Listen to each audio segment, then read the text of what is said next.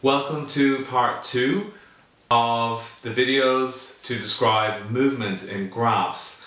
If you haven't seen part 1, click on this link here.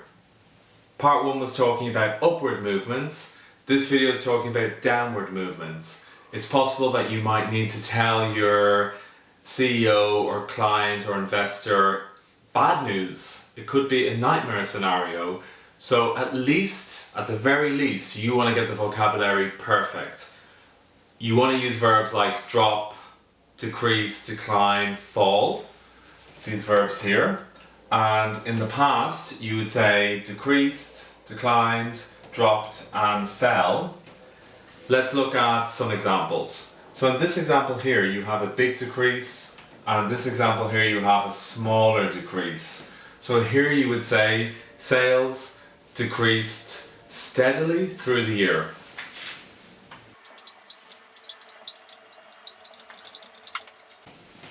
You could also use the other verbs here. You could say sales dropped steadily through the year, or throughout the year, or sales declined steadily throughout the year, or sales fell steadily throughout the year. In this example here, the decrease is more gradual. So you would say sales decreased gradually through the year.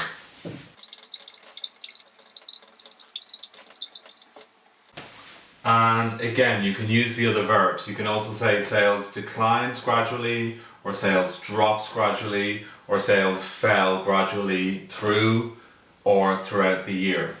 In this case here, this is really bad news if you're talking about sales or subscriptions or productivity. This is very dramatic. So you could say sales dropped dramatically, or sales dropped sharply until June or in the first part of the year.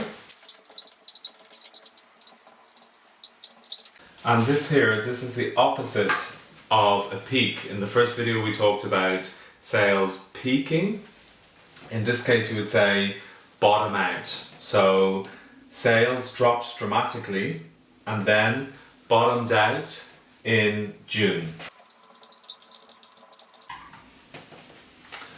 Another thing that you might want to talk about is this, which is of course possibly less negative than these things here, and you're talking about more of a fluctuation or more of an up and down. So you could say sales fluctuated through the year, or sales went up and down through the year.